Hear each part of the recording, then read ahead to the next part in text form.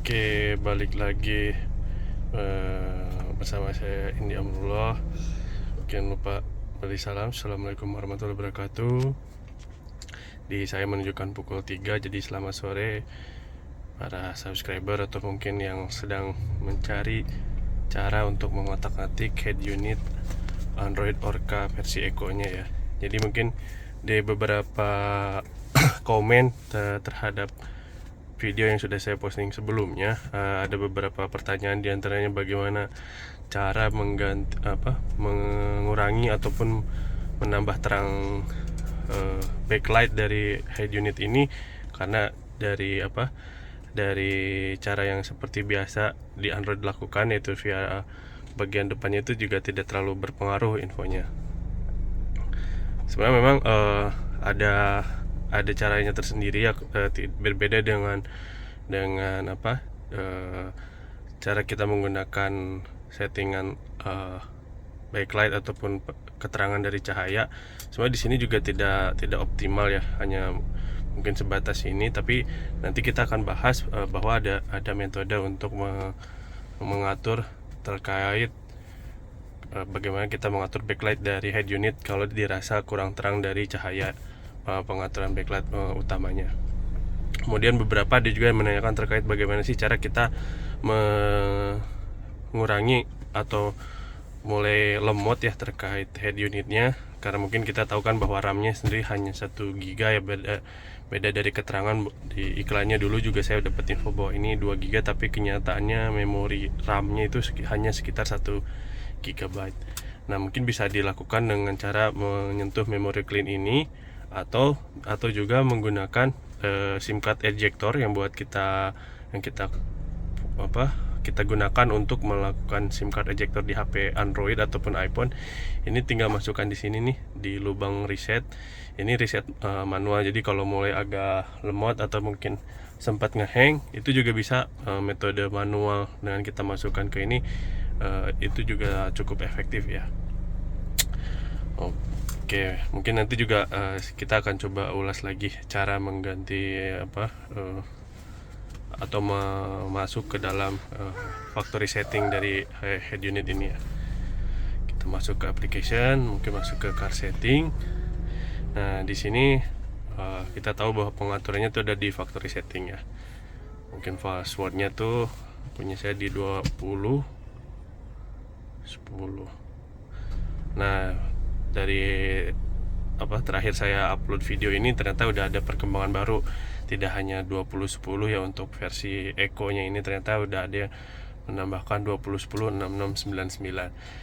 Oke, nah tadi terkait pengaturan backlight, kita masuk ke display setup. Jadi dari display setup ini kita bisa ngatur nih terkait brightness dari head unit ini. Jadi selain dari yang metode atas tadi, dari sini bisa kita atur keterangannya. Kalau kurang terang seperti ini bisa sampai terang ini. Mungkin kalau malam bisa jadi lebih terlihat ya, kontras keterangan biar. Nah, kalau di saya sih kemarin cukup di angka 45. Jadi di sini caranya buat mengatur kecerahan dari backlight Android ini. Jadi tidak hanya dari swipe dari atas ke bawah, tapi juga bisa dari factory setting sini kalau dirasa cukup kurang gitu. Terus kemarin tuh fitur setting. Nah, di sini juga sama saya nggak tahu ya detailnya seperti apa. Cuman pada dasarnya kemungkinan sih kalau mau yang pasang DVR ataupun kamera depan ataupun kamera dashboard kamera, sepertinya bisa dikombin ke sini, tapi bisa di checklist di menu ini ya. Tapi paling dipastikan dulu dari head unit bawaannya apakah memang support atau enggak gitu. Tapi pengaturannya bisa masuk dari feature setting ini. Kemudian untuk panel button setting sih saya belum pernah coba otak-atik. Untuk logo setting kan cuma udah pernah kita bahas di video sebelumnya. Untuk reset factory bisa di sini ya. Kalau sama halnya seperti kita mau reset factory handphone, juga kita bisa dilakukan di sini ya, melalui menu reset factory ini. Kemudian back car setting tuh ini untuk mengatur kalau kita pakai kamera mundur, itu kan ada line pembantu kita. Nah di sini kita bisa munculkan atau tidak untuk back car assist line ataupun back car assist line pengaturannya. Jadi kalau kita menghilangkan checklist ini, si garis bantu untuk kita parkir mundur itu nggak terlihat atau tidak muncul. Tapi kalau kita checklist ini bisa jadi muncul. Nah terus kemudian untuk back car assist line adjust, jadi si kamera belakang tuh kan ada garis pembantu. Nah garis pembantunya bisa kita atur tuh mau modelnya seperti apa. Nah itu bisa kita munculkan tombol pengaturannya dengan cara menceklis ini itu. Kemudian steer wheel setting sini juga saya belum terlalu perlu sih, jadi belum pernah coba otak-atik. Kemudian style setting. Nah untuk style setting ini sih sama seperti yang di video sebelum, cuman biar sekalian saya juga coba mau ganti biar agak ini, kita pakai style 6 lah ya. Terus itu kita save.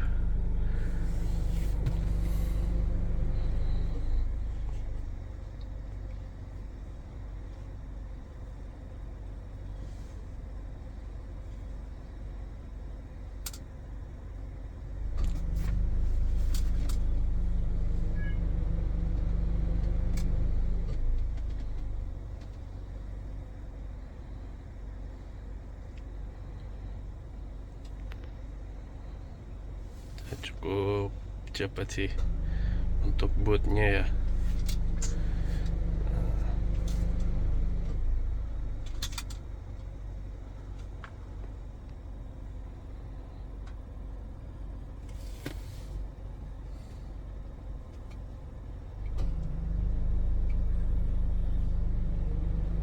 Oke, nah ini sudah masuk di sini.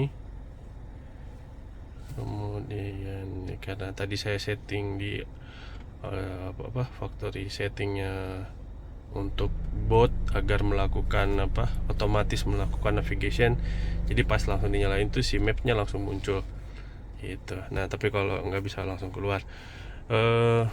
Terus tadi terkait mundur, kalau kita coba ke pindahkan ke gigi R. Nah ini yang tadi saya maksud, si garis pembantunya yang biru merah hijau kuning merah ini bisa kita atur sih sebenarnya. Nah si tombol ininya bisa kita turunin atau bisa naikin. Nah gitu atau bisa juga kita naikin.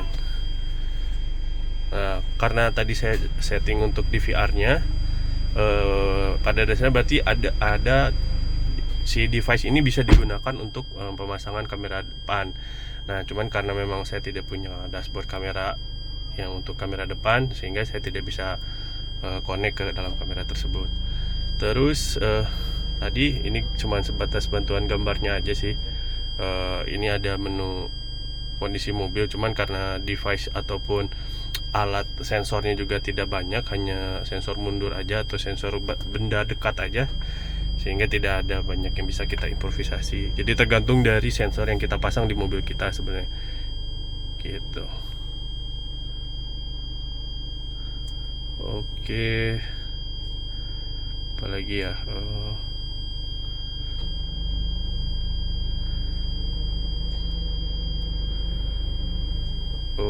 udah ya sepertinya. Kemudian kira-kira oke, udah sih sepertinya. Terus kita kembalikan ke P lagi ya untuk melihat menu. Kira-kira nah ini car setting. Nah mungkin di car setting ini sebenarnya kita bisa ngatur kalau kondisi handbrake ini adalah kalau kita checklist on, pada saat kita maju kita tidak bisa menyalakan YouTube ataupun media player lainnya karena kondisinya kita sedang jalan. Tapi kalau kita matikan itu, kita pada saat maju kita masih bisa menyalakan YouTube. Kita coba cek ya, coba kita nyalakan. Ini kebetulan masih di rumah. Kita coba cek aplikasi kita. YouTube. Kita pindahkan ke, nah sebelum pindahkan pun pada dasarnya dia langsung ngasih tahu don't watch video while driving. Jadi itu fungsi dari si handbraking tadi. Kita balik lagi car setting, kita matikan, kita langsung masuk ke tadi. Oke, YouTube.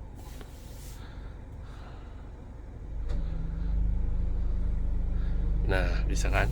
Jadi itu pengaturannya. Jadi sebenarnya bisa membantu juga kalau misalkan kita mau perjalanan jauh, mungkin keluarga kita atau anak-anak kita kan suka video YouTube, tapi kalau untuk perjalanan jauh itu ada yang membuat mereka mudah pusing, mual. Nah, itu biar secara otomatis anak-anak tersadarkan bahwa tidak bisa dinyalakan, udah kita tinggal atur di setting yang tadi. Itu terkait si handbrake yang tadi. Kemudian apalagi ya, apalagi terus kemudian dari komen-komennya tuh yang pengen tahu apalagi ya, car info sih sebenarnya nggak terlalu banyak yang bisa kita review. Terus my car juga sama sini setting. Ini hanya upgrade aja sih, sama mungkin ini upgrade ke versi terbaru untuk ininya, untuk aplikasi MyCar. Jadi coba aja sering-sering koneksi ke WiFi sebenarnya, biar tahu ada update atau enggak sebenarnya dari head unit kita gitu. Terus apa lagi ya,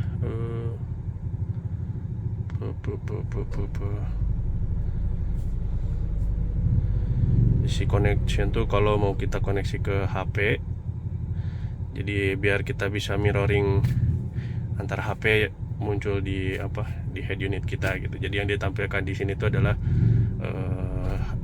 layar dari HP kita, bukan layar dari si head unit kita. Terus apalagi ya, Bluetooth music udah semua. Equalizer, nah ini equalizer tuh buat mengatur si frekuensi dari suara musik yang kita dengar biar sesuai dengan apa yang nyamannya telinga kita seperti apa. Mungkin kita coba gunakan musik ya. Coba kita nyalakan musiknya. Kalau saya sih belum pasang audio system ya. Jadi mungkin gak terlalu terdengar bassnya atau yang suara dep, tapi minimal dengan equalizer ini sih kita bisa merasakan perbedaannya nih. Nggak tahu nih HP saya bisa mendengar suara cukup jelas. Oke, kita lanjut.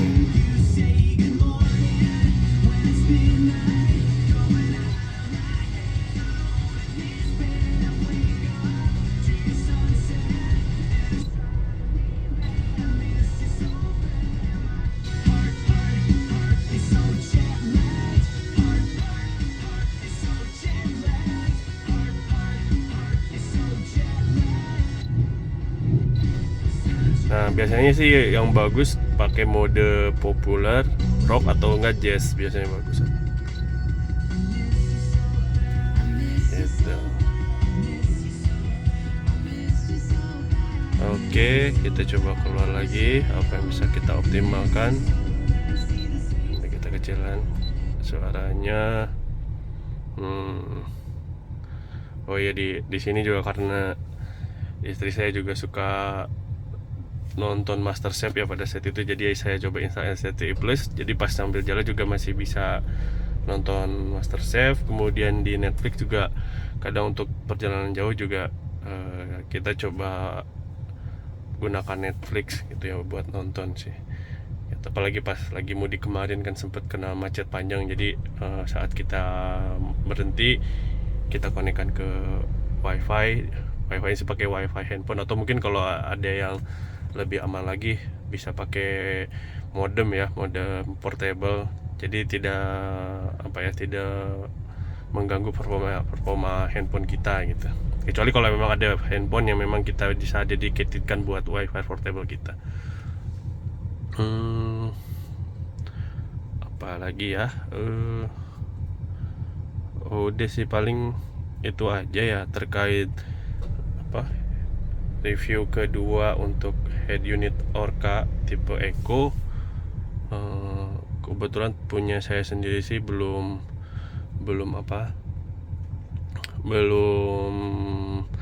punya option untuk sound comment ya, jadi saya coba cek di sini juga memang belum ada sih menunya, dan jadi memang tidak bisa digunakan untuk menggunakan voice comment karena di sini tidak ada menunya untuk soundnya gitu sih. Style setting,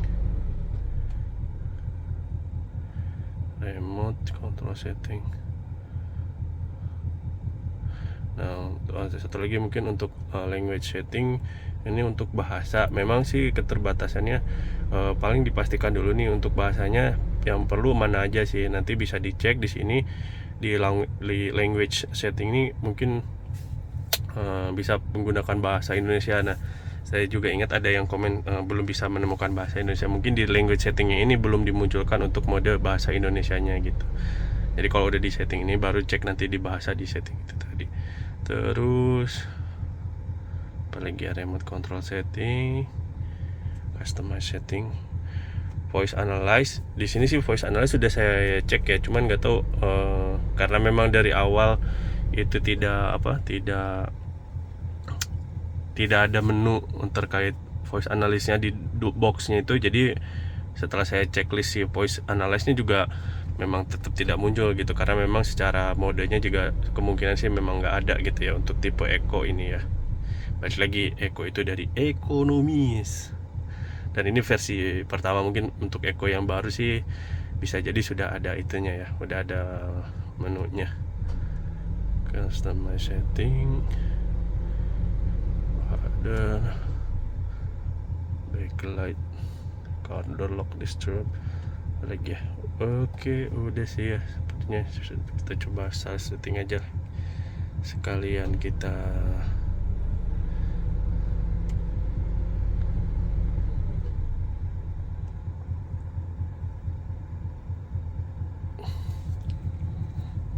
berapa ya, 5 kali ya.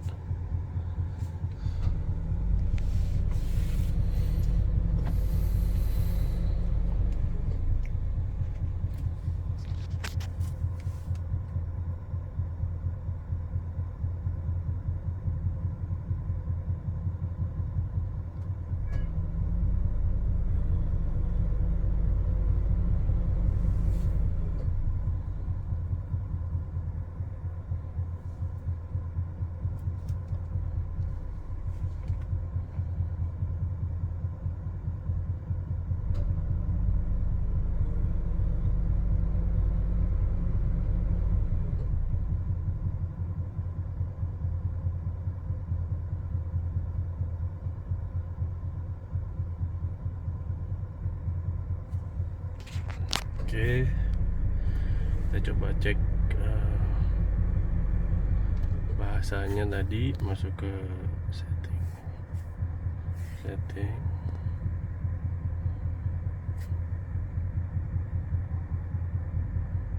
ini language and input.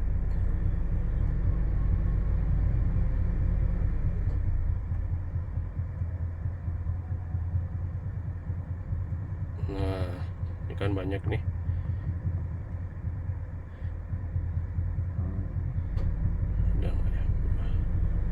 Nah, ini kita bisa pilih bahasa Indonesia. Jadi kita bisa pilih preferensinya. Ini pindahin ke atas.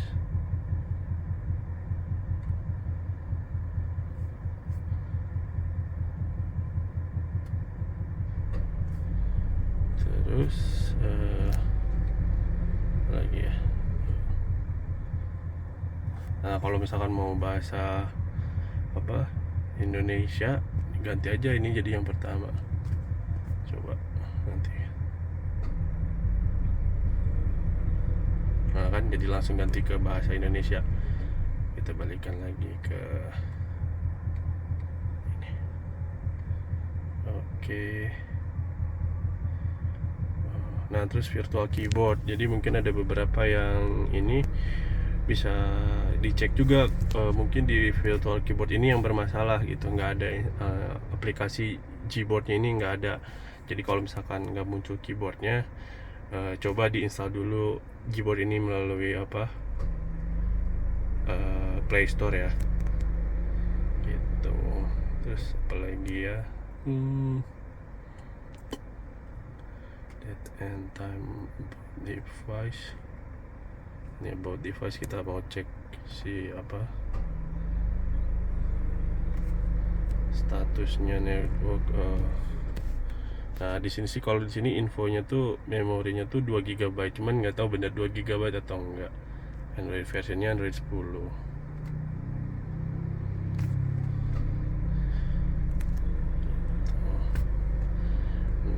Ini kalau ini firm lah, kalau ini Android 10. Jadi buat ngeceknya sih sebenarnya tadi bisa diklik di touch si menu Androidnya tadi, di touch sebanyak 3 kali secara cepat gitu.